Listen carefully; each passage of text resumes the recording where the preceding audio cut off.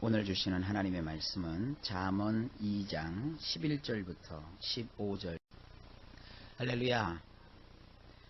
2장 오늘은 11절부터 시작이 됩니다. 2장 11절을 보시면 우리 성경으로 근신이 너를 지키며 명철이 너를 보호하여 라고 되어 있어요. 원문은 이렇습니다. 신중함이 내 자신을 지켜줄 것이며 이치를 깨닫는 것이 너를 보호하게 될 것이니라. 자, 11절에서 지금 뭐라고 말씀하시느냐면 11절 이후에 하나님께서 몇 가지 말씀을 주실 거예요. 이 말씀을 잘 받아서 너희가 신중함을 가져라. 이 신중한 게 뭡니까? 이렇게 나대지 아니하고 또 서두르지 아니하고 함부로 이렇게 무엇을 결정하거나 평가하거나 판단하지 않고 약간 좀 떨어진 위치에서 그 일의 추이를 살피고 또 정황을 이렇게 파악을 하는 그런 자세, 그게 신중함입니다. 우리는 대개 한두 가지 일들을 당할 때 짤막한 생각으로 그 일을 자꾸 보게 됩니다. 그것이 진짜인지 아닌지 모르겠지만 그 꿩 사냥에 관한 얘기를 들어보면 우스꽝스러운 게 있습니다. 꿩은요, 이렇게 매가 나타나면 머리만 땅에다가 푹 파묻고 숨는데요. 진짜인지 아닌지 제가 모르겠어요. 매가 이렇게 하늘에 뜨면 이 매가 굉장히 공포스러운 존재인가 봅니다. 새들에게는. 그래서 매가 딱 뜨면 꿩들이 막 사시나무 떨듯이 떨면서 숨어야 되잖아요. 그럼 몸을 숨기고 우리 인간들 같으면 고개를 이렇게 내놓고 꿩이 지금 매가 지금 어디까지 왔는가 그걸 살피면서 자기 목숨을 추스려야 되잖아요. 안 보면 되는 줄 알고 고개만 푹 숙이고 있대요. 그러니까 몸뚱아리는 다 나와 있는 거죠. 우리 신중하지 못할 때도 이와 비슷합니다. 그저 그 사람이 안 보면 또 이 일에서 나만 안 보면 되는 줄 알아요. 나만 안 보이는 게 아니라 내 몸이 안 보여야 되잖아요. 몸통은 그대로 내버려 놓고 눈만 가리면 되는 줄 알아요. 애기들도 그래요. 애기들도 가만 보면 숨어 그러면 눈만 탁 가려요. 그러니까 이 신중하지 않은 사람들은 인생도 그렇게 생각합니다. 여러분 기억하십시오. 하나님이 이 세상을 사는 동안에 우리를 인도해 주시고 이끌어 주세요. 주님이 몇 가지를 말씀하셨는데 우선 우리가 세상을 사는 동안에 아무리 어렵고 힘든 일을 겪더라도 그 일로 인해서 우리가 끝나는 게 아니에요. 감당치 못할 일은 없어요. 다 감당할 수 있기 때문에 하나님께서 우리로 하여금 이 땅에 이렇게 살 수 있게 배려해 주시는 거예요. 우리는 지나온 세월을 이렇게 돌아보면 큰 일들이 많이 있었다고요. 세상에 일어난 큰 한번 사건들을 보실까요? 이 시간에 얼핏 생각나는 걸 보면 옛날에 무슨 삼풍백화점 붕괴 사건, 또 성수대교가 무너진 사건, 대구 지하철 그 화재 사건, 이런 걸 통해 가지고 무수한 사람들이 죽었고, 야, 큰일 났다, 큰일 났다. 우리 그런 말 했잖아요. 그랬다고 해서 나라가 망했나요? 또 더 큰 사건을 얘기해 볼까요? 6.25 때 6.25 전쟁. 또 일제 때에 일본 놈들이 와가지고는 우리 왕실을 다 회파하고 우리의 국모를 시해하고 우리 대한민국의 국권을 다 뺏어가 버리고 자기들의 총독부를 세워놓고 대한민국을 자기들 마음대로 좌지우지했어요. 그것도 기간이 길었죠. 그런데 이 나라가 없어졌나요? 우리말이 사라졌고 우리 민족이 없어져 버렸습니까? 아닙니다. 물러간 건 조선 총독부고 일본 놈들이고 또 실패하고 패배한 것은 우리를 쳐들어왔던 공산군들이고 그런 거예요. 또 그 이후의 역사의 과정을 보면 독재자들이 일어나서 민주주의를 탄압하고 이 나라의 앞날이 어떻게 될지 모르게 불투명하게 만들었지만 우리나라가 어디 이 지구상에서 사라져 버렸나요? 그런 일들이 있었지만 힘없는 우리 백성들을 통해서 이렇게 글을 보면 백성들을 민중 혹은 민초 그러는데 그 민초라는 말은 우리 말이 아니고 일본 말입니다. 그래서 그런 거 쓰면 안 되고 민중이라고 해야 되는 거예요. 이런 그 민중의 힘은 권력자에 비해서는 약해요. 권력자는 총을 가지고 있고 군대를 이끌고 있고 경찰력을 동원할 수 있어요. 그러나 민중들은 그런 게 어디 있어요? 아무것도 없다고요. 그러나 그 민중의 힘은 약한 것 같지만 그 민중이 이 세상을 이끌어가고 있고요. 그 배후에 하나님께서 주도하여 주셔서 세상에 아무리 악이 성황한다 할지라도 의롭고 선량한 자들이 이길 수 있도록 이끌어 주시는 거예요. 우리 인생도 마찬가지입니다. 내가 이 일 때문에 이제 죽는구나. 그래서 스스로 마음의 좌절을 느껴서 살아야 될 삶을 그냥 먼저 꺾어버리는 사람이 있어요. 그걸 우리 뭐라고 해요? 자살이라고 하잖아요. 그거 참 마음이 약한 거죠. 병이 든 거죠. 여러분, 우리가 스스로 목숨을 끊을 이유가 세상에는 하나도 없습니다.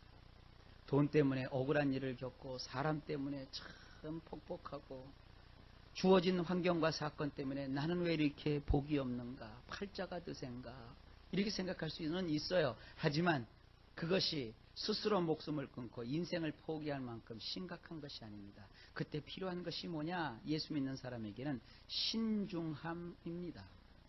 신중함. 얼마든지 좌절하고 절망할 수 있고 포기할 수 있지만 우리는 주님 주시는 그 신중함으로 그곳에서 하나님의 뜻을 발견하려고 하고 주님이 나의 인생 속에 왜 이렇게 이런 일들을 겪도록 허용하시는가. 그래서 하나님의 마음을 헤아리려고 하는 거예요. 이런 신중함을 가지면 어떤 일이 벌어지느냐? 내 자신을 지켜줄 것이래요. 여러분, 이런 것을 깨닫는 것이 지혜입니다.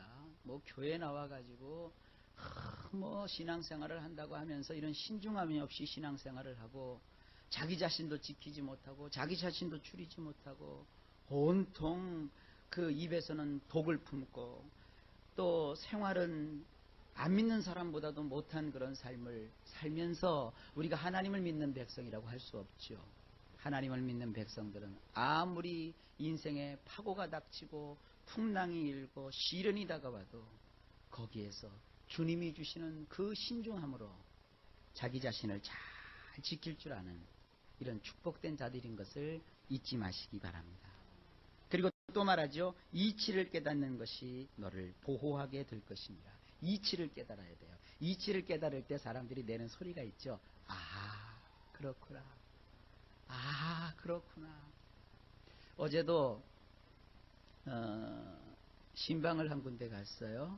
병원 신방을 갔는데 그분이 불의의 사고를 5월 달에 당하셨어요. 이렇게 낙상을 했어요. 그래서 뇌를 다치셨어요. 병원에서는 CT도 찍어보고 여러 가지 했는데 큰 대학병원에서 아무 이상이 없다고 그러던데요. 근데 정작 사고를 당한 사람은 너무너무 머리가 아파서 잠을 이룰 수가 없는 거예요. 의사한테 그 고통을 계속 고소했는데도 의사는 아랑곳하지 않고 그것을 농담으로 받아들이고 말이죠. 계속 진통제만 먹이고 수면제만 먹여서 잠만 재우고 입원만 시키는 거예요. 그래서 환자가 이거 안 되겠습니다. 나 그 MRI 그것 좀 한번 찍어보겠습니다. 그래도 의사가 안 찍어주는 거예요. 그런데 너무 고통이 심하고 이 환자가 이제 이 병원을 내가 믿을 수 없으니까 다른 병원으로 옮기겠습니다. 그러니까 그제서야 MRI를 찍어주더래요. MRI를 찍어놓고 보니까 세상에 이 CT상에서는 나오지 않았던 뇌 속에 출혈이 있어가지고 이미 피가 20여일 동안 계속 줄줄줄줄 흐르고 있었던 거예요. 저희야 이렇게 피부가 찢어져서 피가 나면 피 닦아내고 그 뭡니까 빨간 약으로 발라서 딱 하고 반창고 붙이면 된다고 생각하지만 이 뇌 속에 출혈이 일어나는 건 무지무지 무서운 거거든요. 나중에 이제 이분이 하는 건데 밝혀지신 건데 몇 개월이 지났잖아요. 벌써 5월, 6월, 7월, 8월, 9월 지금 접어들었잖아요. 여러 개월 동안에 이 피가 줄줄 흐르고 그것이 만약에 뇌 속에서 굳었으면 전신 불수가 된다네요. 마치 그 풍을 맞듯이, 풍이라는 게 그거잖아요. 이 뇌출혈이 오는 거잖아요. 풍을 맞듯이 이건 손도 들 수 없는 그런 지경에 이를 거라고 그런 얘기를 들은 거예요. 근데 참 감사하게도 아주 최악스러운 경황이지만 하나님께서 그것을 뒤늦게나마 의사는 실수를 했어도 하나님은 실수가 없으시잖아요. 발견하게 하시고 적절한 조치를 받게 하셔서 지금 회복 단계에 있대요. 몇 가지 부족한 것이 있지만 또 주의 종들이 가서 신방을 했고 그분 입에서 이제 그걸 얘기하더라고요. 이렇게 된 것만 해도 하나님의 큰 은혜라는 거예요. 다른 사람 같았으면 이미 한쪽이 마비가 됐든지 어디 다른 데 문제가 생겼을 텐데 그러나 이 과정 속에서 오히려 자기를 도와주신 하나님께 감사하다는 그런 얘기를 해요. 이게 뭐예요? 이치를 깨닫는 자의 모습이에요. 이치를 깨닫는 거예요. 아, 그렇구나. 에휴, 하나님은 막 믿어도 소용이 없고 기도도 못하고 이런 사람들은 이게 참 미련한 사람들이에요. 그러나 이렇게 신중한 사람, 하나님이 주시는 그 지혜를 깨닫고자 하는 사람은 이치를 깨달아요. 아, 그랬구나. 아, 그래서 하나님께서 나를 이렇게 인도해 주셨구나. 여러분도 이런 이치를 깨닫는 복된 자의 반열에 서실 수 있기를 바랍니다. 그럴 때 너를 보호하여 주신다 그랬습니다. 이제 우리가 신중함을 가져야 될 몇 가지 종류의 사람들이 12절부터 나옵니다. 오늘은 악한 길에 서 있는 사람에 대해서 12절부터 보십니다. 자, 12절을 제가 읽어드릴게요. 악한 자의 길과 폐역을 말하는 자에게서 건져내리라. 12절 원문은 이렇게 되어 있습니다. 악한 길에서 빙퉁그러진 말을 하는 자에게서 너를 건져낼 것이니라. 신중함을 가지고 이치를 깨달으며 살면 하나님이 우리를 지켜주시고 보호하여 주시는데 어떤 방식으로 지켜주시고 보호하여 주시느냐? 악한 길에서 빙퉁그러진 말을 하는 자에게서 너를 건져내신대요. 이 세상은 악한 길에서 빙퉁그러진 말을 하는 자들이 있어요. 같은 말도 곱게 할 수 있지 않습니까? 예를 들어서 오늘 계속 다친 얘기 조금 해봅시다. 어디 길을 가다가 넘어져서 무릎팍이 깨졌어요. 그러면 이렇게 말할 수 있잖아요. 아이고 아프겠다. 아이고 좀 조심해서 걷지. 그래도 어떻게 할 수 없지. 아이고 많이 깨졌네. 이 약을 좀 바르자. 이러면 되잖아요. 그런데 빙퉁그러지게 얘기하는 사람들은 뭐예요? 그러니까 죄를 짓지 말고 살아야지. 부터 시작해서 그 사람을 피비 꼬는 거예요. 그러니까 쉽게 얘기하면 세상 사는 동안에 무슨 조금 안 좋은 일을 만났는데 빙퉁그러지게 말하는 사람은 상대의 그 억장을 막 무너뜨리는 말을 해요. 피비 꼬고 아주 나는 불행한 사람, 운도 제대로 타지 못한 사람처럼 얘기하는 이런 빙퉁그러진 말을 하는 사람, 이런 사람들이 이 세상에 있어요. 그런데 우리가 신중하고 이치를 깨닫게 되면 그런 자에게서 건짐을 받게 돼요. 자, 13절입니다. 이 무리는 정직한 길을 떠나 어두운 길로 행하며, 이 빙퉁그러진 말을 하는 이런 사람들의 특징이 나와요. 13절에 그 원문으로 보면 이렇습니다. 곧 똑바르게 뻗은 지름길들을 떠나서 어두운 길들로 우왕좌왕 다니는 자들에게서 말이다. 악한 길에서 빙퉁그러진 말을 하는 사람들은 똑바로 뻗은 지름길이 있는데 그 지름길로 가지 않아요. 오히려 그 지름길들을 떠나서 컴컴한 데로 가요. 컴컴한 데로. 왜 악한 사람들이 악한 일을 도모할 때 어디서 해요? 백주대낮에 태양 밑에서 큰 소리로 하나요? 아니면 저 그늘지고 음침한 구석에 몰래 들어가서 속살거리면서 하든가요? 이 악한 길에서 빙퉁그러진 말을 하는 사람들은 동서고금을 물어나고 이렇게 어두운 길 속으로 들어가요. 그곳에서 그들이 말하고 있는 묘안이나 대책은 다 우왕좌왕하는 것뿐입니다. 여러분, 이런 그 악한 길에서 우리를 보호해 주시는 하나님의 지혜를 여러분도 다 받아 누리실 수 있기를 바랍니다. 14절입니다. 행악하기를 기뻐하며 악인의 패역을 즐거워하나니.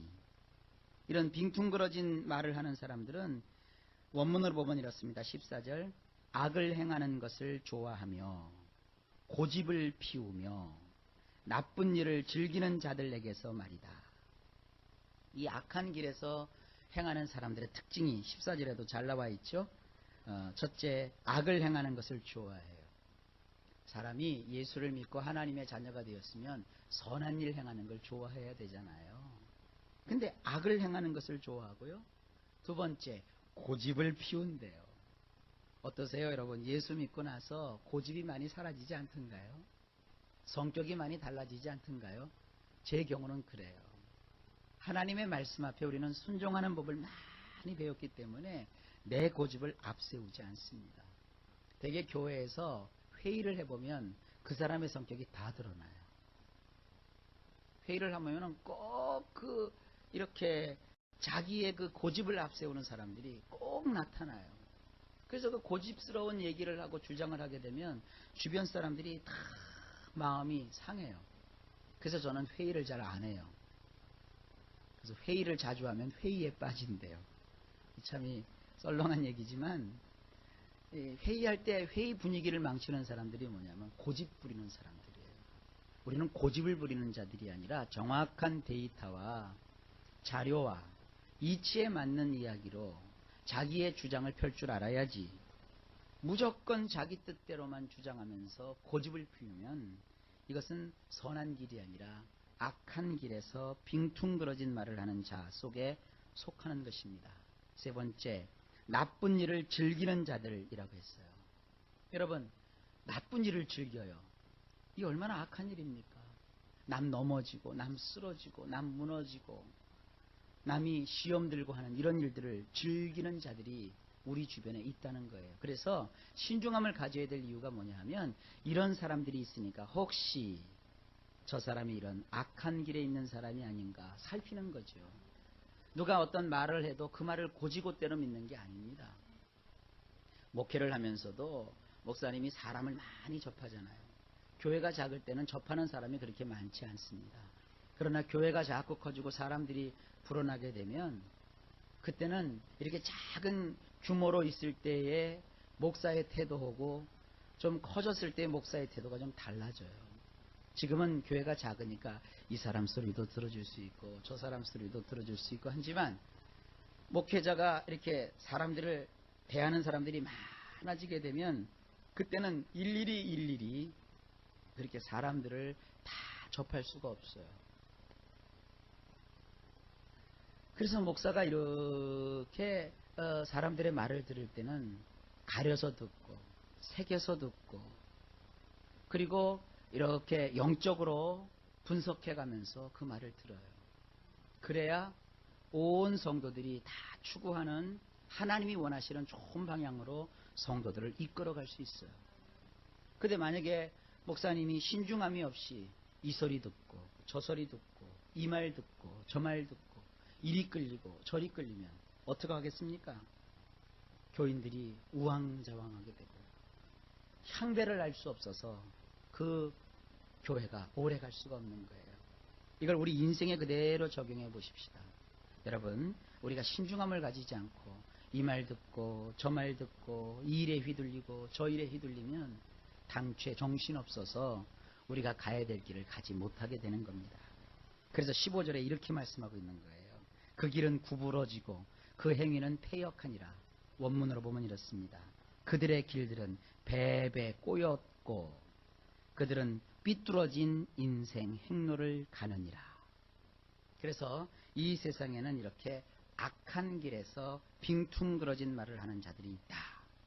그들을 대할 때 그들은 배배 꼬인 길을 가고 있고 삐뚤어진 인생 행로를 가고 있는데 신중함을 가져서 그것을 분별하고 또 이치를 깨달을 때 거기에 빠지지 않고 너의 인생길이 보호를 받으며 잘 갈 수 있다라고 하나님이 말씀하고 있는 겁니다. 이렇게 지혜를 여러분들이 이 말씀 속에서 깨달으시기를 바랍니다. 어그러진 길로 가는 그런 일이 저나 여러분들이나 없기를 바랍니다. 하나님의 보호하심이 오늘도 하루 종일 우리와 함께 하시고 복주심이 넘치시기를 예수님의 이름으로 축복합니다. 기도하십니다.